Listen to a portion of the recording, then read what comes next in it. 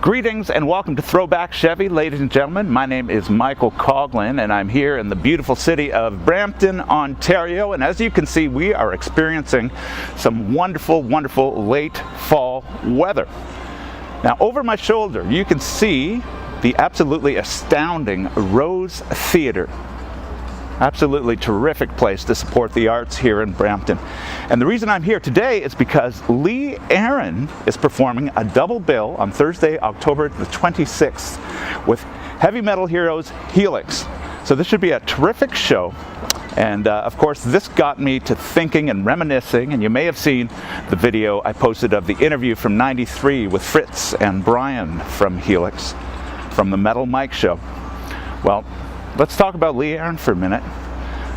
Some folks say that women's issues are as big as they ever were in this day and age. Well, Lee Aaron was a warrior, battling as only she could with tenacity and class back as far as the early 80s. So I thought it was very fitting to run this footage in which Lee talks about some of these things, as well as her life in recording and performing. So once again, quick reminder, October 26th, it's Lee Aaron and Helix right here at Brampton's Rose Theatre. And be sure you drop in, tell them Metal Mike sent you. Now, without further ado, here's Lee Aaron.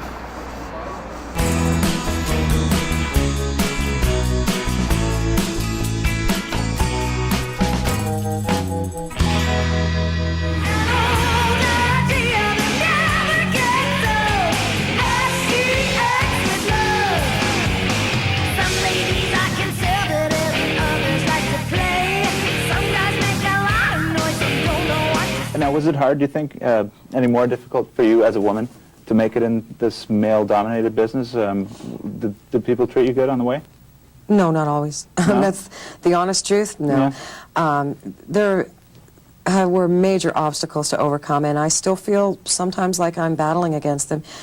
You have to remember that being a woman, and especially in a harder, rock and roll genre of music, it's just for a lot of people find it hard to take a woman in that area of music seriously.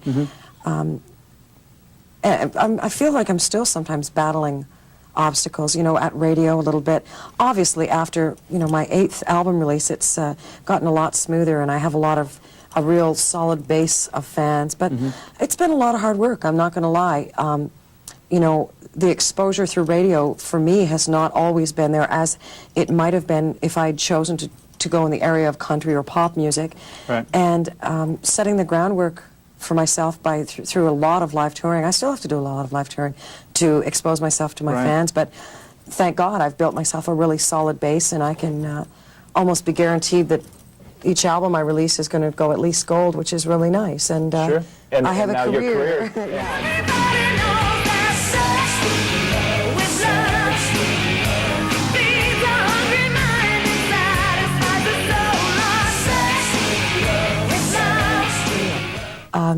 I remember a kind of funny situation, actually, when we were getting ready to do I believe it was the 4th album that Peter Coleman, who actually is quite famous for his work with Pat Benatar, produced that record for me. But another very big name, I won't say who it is, a very big name American producer was really interested in doing us. But the feedback we were getting was, well, he really doesn't like a lot of the stuff you guys are writing, but he's got some great stuff in mind. He's got some LA writers working on material, and it's like, well, perhaps he's not the right guy. He obviously just doesn't get it, what we're trying to do here. And you find that in a lot of cases, and especially with a female artist, a lot of these big name producers they come in and they put their label on it. It becomes the Joe Blow project, and they bring in, songs of their choice, and they try to direct the project into an area that suits them rather than being the best thing for the artist. And what the real key is getting a producer that makes the artist shine, brings the best out of the performer and the artist, for sure.